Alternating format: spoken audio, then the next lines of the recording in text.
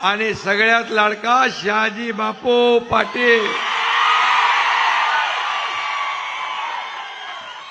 आपला शहाजी बापू अस्सल रांगडा गडी आहे.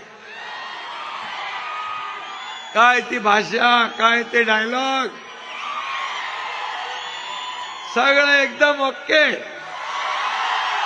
बरोबर ना बापू? पण मी तुम्हाला सांगतो, जेवढी ग्रामीण भाषा तेवढी गोड भाषा. गोड,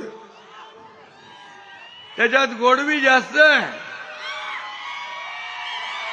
बापू बोलायला लागले, बापू बोलायला लागले की भल्या भल्यांची विकेट घेतात.